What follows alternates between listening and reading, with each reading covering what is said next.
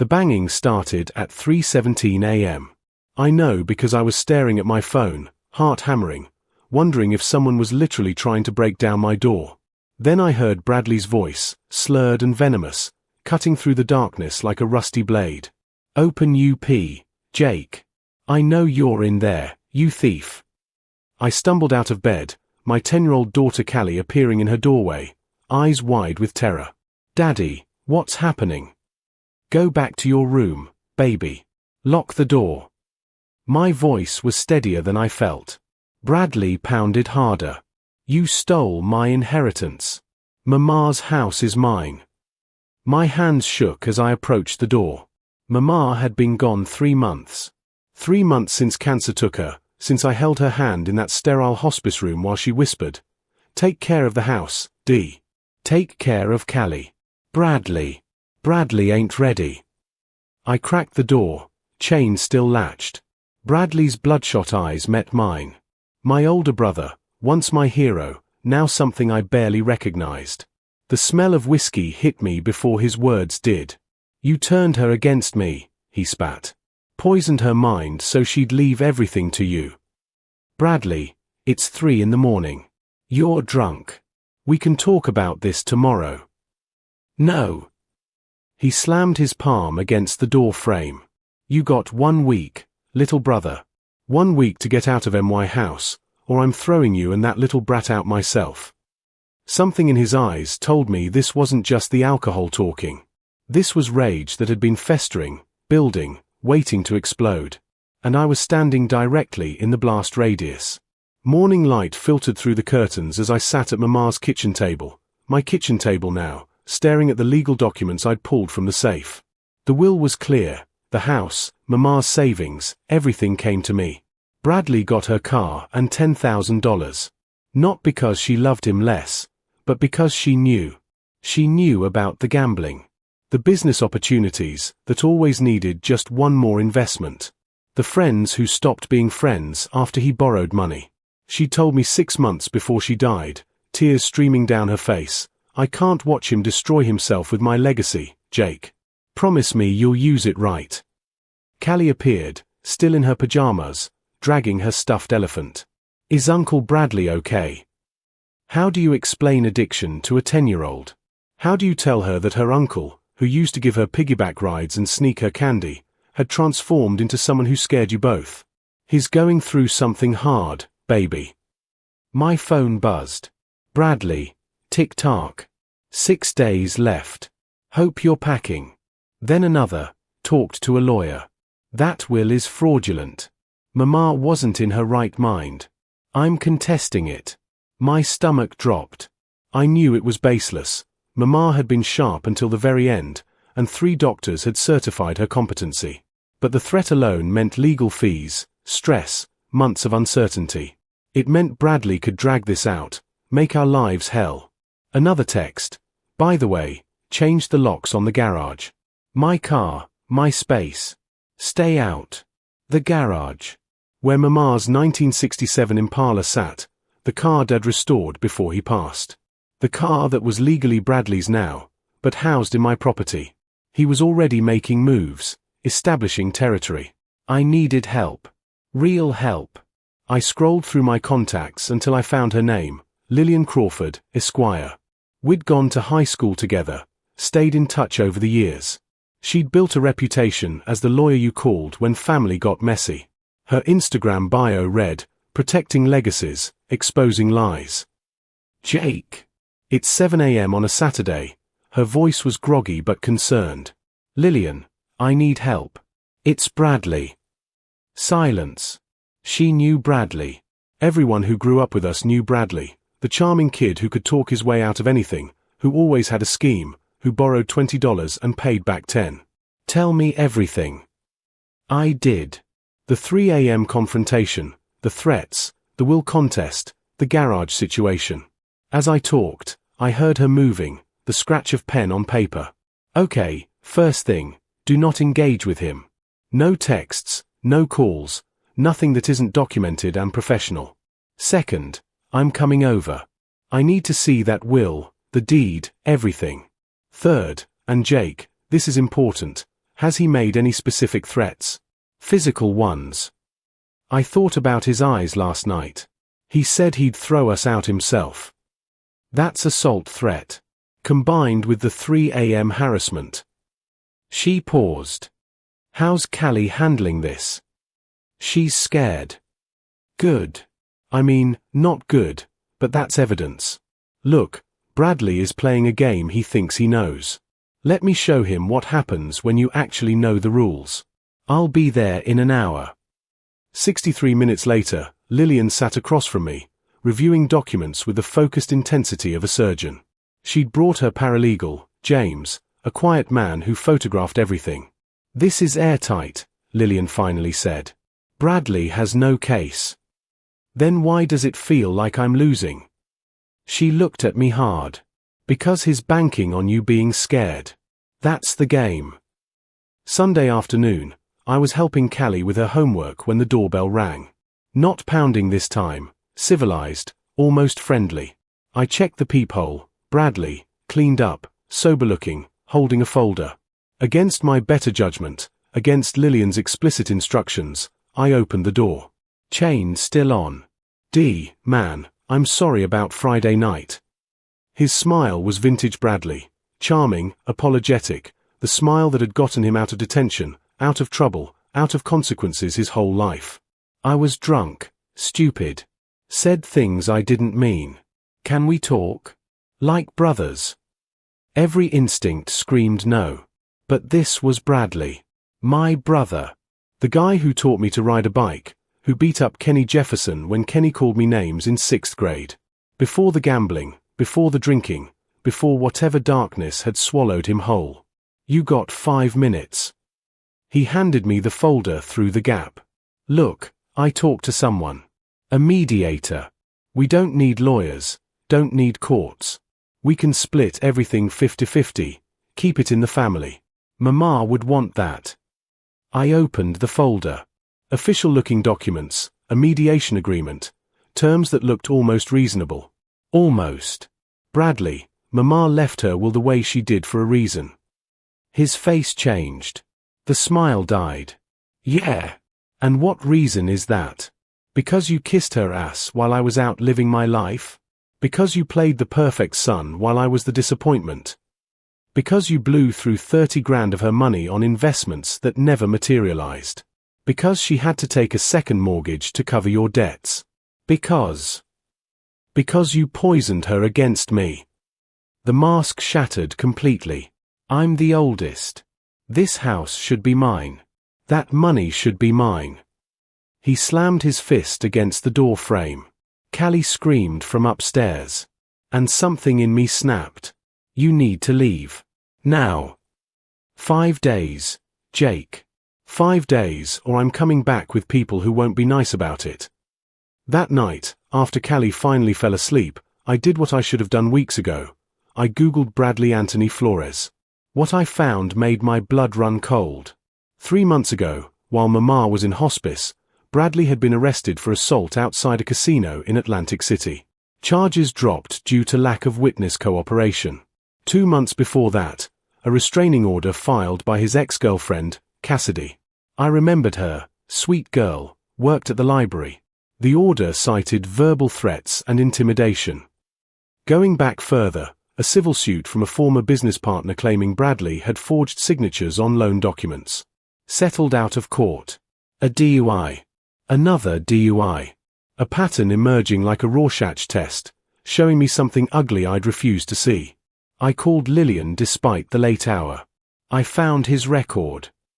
I know. I found it too. Her voice was tight. Jake, your brother is escalating. This pattern, the threats, the intimidation, the violence, it's not new. It's just pointed at you now. What do I do? Document everything. Every text, every visit, every threat. And Jake? I'm filing for a restraining order tomorrow. He crossed a line threatening Callie. He didn't specifically threaten her. He threatened to forcibly remove you from your home. She lives there. Do the math. That's enough. I thought about Mama, about what she'd say. She always defended Bradley, made excuses. He's just going through a rough patch. He's got a good heart under all that. But in the end, she'd protected us from him with that will. She'd known what I was learning too late. Sometimes the people we love become people we can't trust. File it, I said. Do whatever needs doing. One more thing. That mediation document he gave you? I had James look at it. You'd be signing away all rights to contest any future claims on the property. It's a trap, D. He's not trying to split anything. He's trying to get everything. Monday morning, Bradley was waiting outside when I left to take Callie to school. He didn't approach, just stood by his car, watching. That's what Lillian had warned me about, the presence, the pressure, the psychological warfare. Daddy, why is Uncle Bradley following us? Callie's voice was small, frightened. He's not following, baby. He's confused right now. At school drop-off, I watched her walk to the entrance, looking back twice. My daughter shouldn't have to look over her shoulder. Not at 10 years old. Not because of family. My phone buzzed. Nice truck. D. Would be a shame if something happened to it. 4 days. That was it. The line was crossed. I screenshot the text and sent it to Lillian, then did something I'd been avoiding. I called Mama's best friend, Aunt Patricia. Not a real aunt, but the woman who'd known our family for 40 years, who'd helped Mama through Dad's death, who'd witnessed the will. Jake. How you holding up, baby? Aunt Pat, I need you to tell me the truth. About Bradley. About why Mama really structured her will this way. Silence. Long, heavy silence. Your Mama made me promise not to say anything unless things got bad. Have they gotten bad? He's threatening us. Callie's scared to go to school. Lord have mercy. I heard her sit down, heard the click of a lighter. Aunt Pat only smoked when stressed. Okay. 6 months before your Mama passed, Bradley came to her house drunk. Demanded money for some investment opportunity. When she said no, her voice cracked. He pushed her, Jake. Not hard, but enough that she fell. Bruised her hip real bad.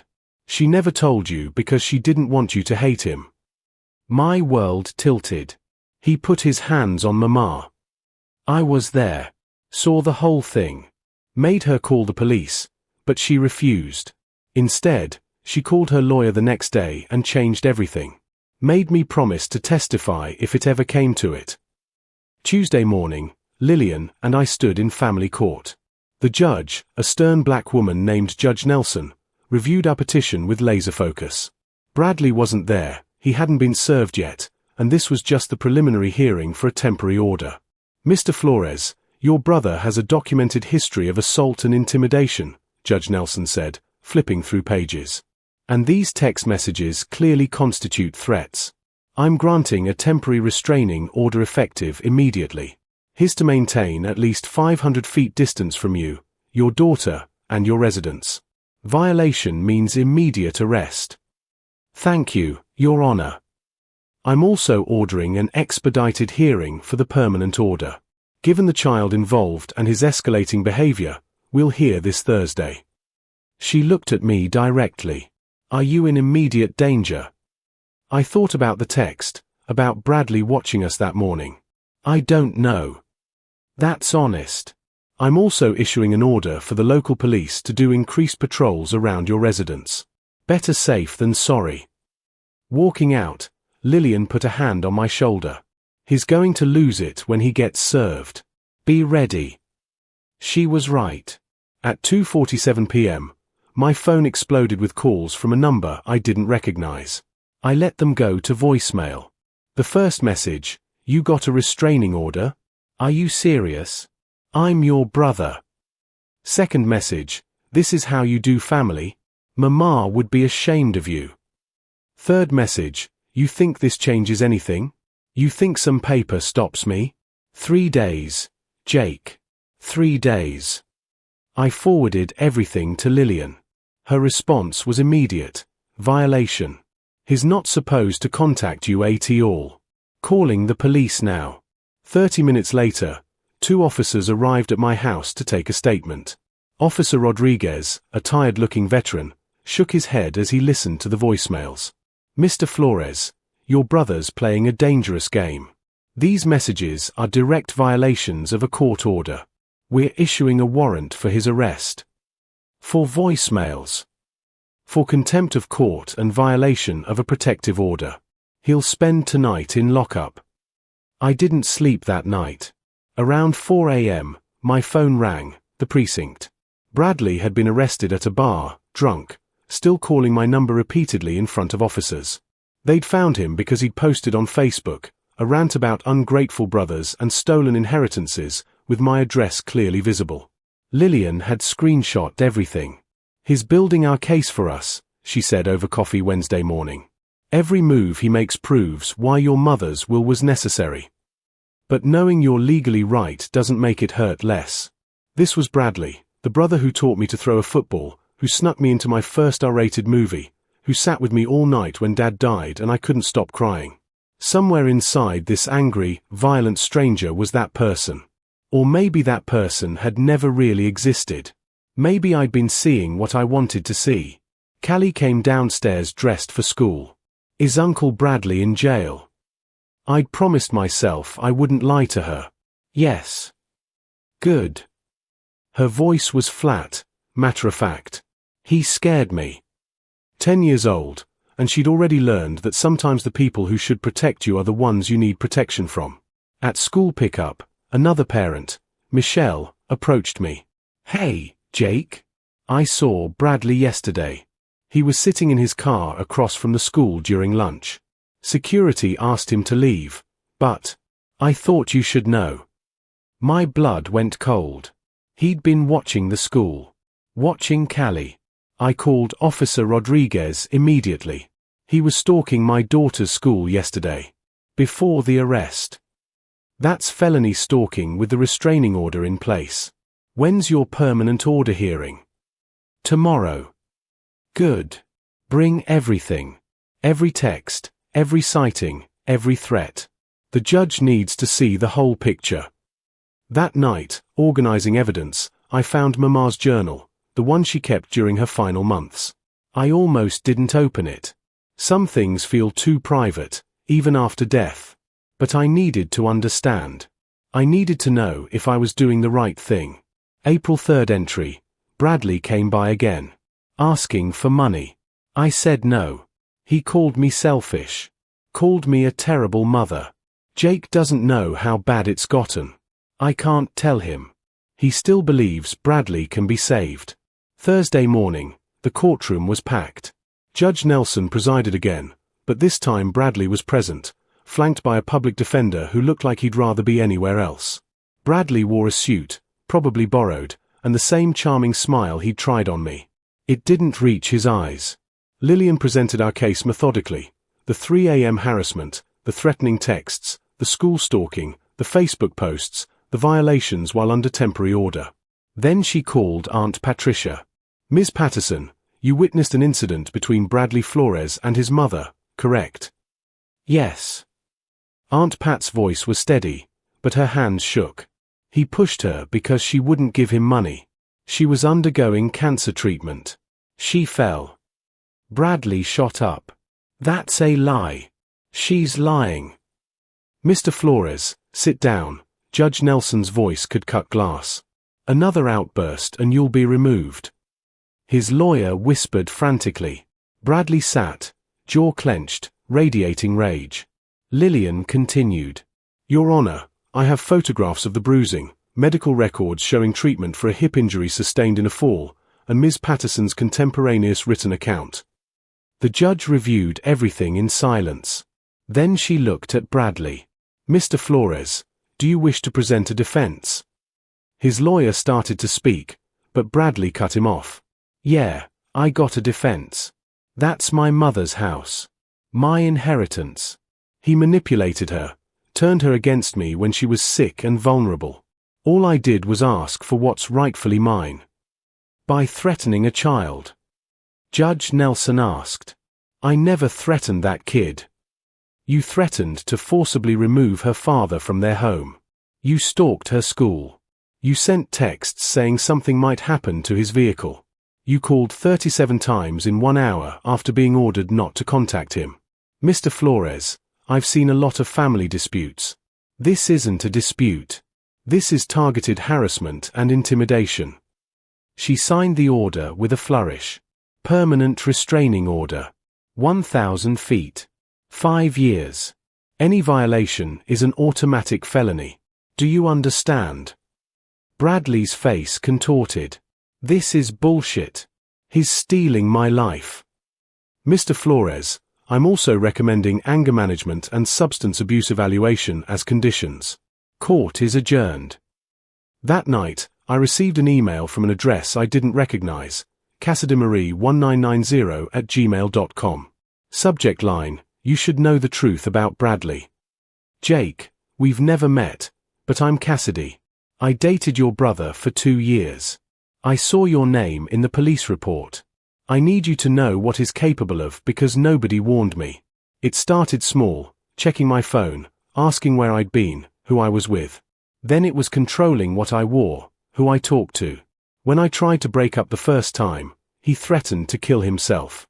Said he'd crash his car if I left. So I stayed. The night I finally left for good, he broke into my apartment. Not anger broke in. Calm. Quiet. He sat on my couch and told me if he couldn't have me, nobody could. He had a knife, Jake. He sat there for 3 hours, playing with a knife, telling me all the ways he could hurt me and make it look like an accident. I got the restraining order, but it's just paper. He still drives past my job. Still creates fake profiles to message me. The system can't protect us from people who don't care about consequences. Your mother understood. She called me once, about a year ago. Apologized for how he was raised, for making excuses. She asked me if I'd testify about his violence if she needed it for legal proceedings. I said yes. Then she died, and I thought that was the end. But he's doing to you what he did to me, trying to take everything because he believes the world owes him. Please be careful. He doesn't make empty threats. And if you need someone to testify about his pattern of behavior, I'll do it. Your mother asked me to protect her family if it came to it. I'm honoring that. I read it 3 times, my hands shaking. Then I forwarded it to Lillian. Her response, this changes everything. If the will contest goes forward, Cassidy's testimony establishes a pattern of manipulation and violence. Bradley won't just lose the case, he'll lose any sympathy. Can I contact her? Yes. And Lillian? Thank you. For believing me when I wasn't sure I believed myself. Friday morning, Lillian called with news that made my stomach drop. Jake, I had James dig deeper into Bradley's finances. You need to sit down for this. Saturday. Your brother owes $127,000 to various creditors. Mostly gambling debts, but also 2 personal loans he defaulted on and a business loan for a company that never actually existed. He's been sued 4 times in the last 18 months. 3 judgments against him totaling $64,000.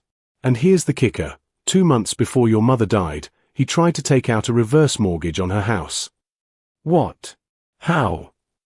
He forged power of attorney documents. The mortgage company caught it because your mother had to sign in person for verification, and obviously she didn't. They filed a fraud report. It's still under investigation. My brother had tried to steal from our dying mother. The knowledge settled over me like concrete. There's more. Remember that $10,000 your mother left him? He already spent it. All of it. In the 3 days after her funeral. Casino records show he was at the tables within hours of the burial. I thought about Mama's funeral, Bradley crying at the podium, talking about what an amazing mother she was, how much he'd miss her guidance. All while planning to liquidate her memory into poker chips. He's not contesting the will because he thinks he deserves it, I said slowly. He's desperate. Those debts have enforceable judgments. His wages are being garnished. What little he makes. Your mother's house isn't just his inheritance, it's his escape plan. He sells it, pays off enough to breathe, starts over. You and Callie are just obstacles. So what do? We make sure he never gets close to that house. I'm filing to have his will contest dismissed as frivolous, given his documented fraud attempts. And Jake? Those creditors? They're going to start coming after his other assets. That car your mother left him already has a lien against it. He's got nothing left to lose. That makes him more dangerous. Yes, it does. Which is why you need to know, Bradley hired someone. My blood froze. Hired someone. Not a hitman, calm down, Lillian said quickly. A private investigator. We found out because the PI contacted me professionally, asking about the will's validity. Legitimate guy. Works for a law firm Bradley consulted. But here's the thing, Bradley told him you coerced your mother into changing her will while she was on morphine. He's building a narrative. That's insane. She changed it months before hospice. I know. The PI knows now too. I showed him the timeline, the competency evaluations, everything. He's dropping Bradley as a client because he doesn't want to be part of fraud. But it shows how far Bradley is willing to go. Saturday afternoon, I was in the garage, Mama's garage, finally dealing with Dad's old tools when I heard it, the screech of tires, a car door slamming. I looked out to see Bradley's Impala in the driveway. He got out, and he wasn't alone. 2 men, both bigger than me, followed him. One had prison tattoos crawling up his neck. The other carried himself like violence was a second language. I pulled out my phone, dialed 911, put it on speaker, and stepped outside. Bradley, you're violating the restraining order. Police are on their way. These are my friends, Tony and Blade. Came to help me collect my property. His voice was dead calm, which scared me more than the yelling ever had. The court says different. You need to leave. Now. Tony cracked his knuckles. Your brother says you stole from him. That true? My brother is a liar with gambling debts and a criminal record. You're welcome to Google him. Bradley Anthony Flores.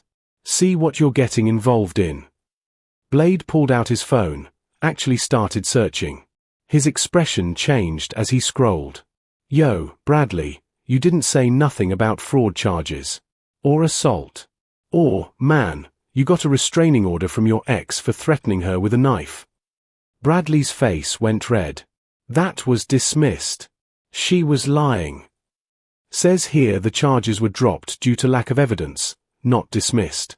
That's different, man. Blade stepped back. I don't do domestic violence situations. Tony. Tony was already walking to the car. Nah, man. This is messy. We out. Just then, 2 police cruisers pulled up, lights flashing. Officer Rodriguez stepped out, hand on his weapon.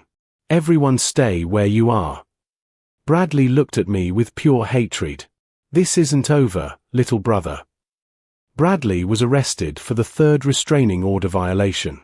This time, the judge set bail at $50,000, money Bradley didn't have.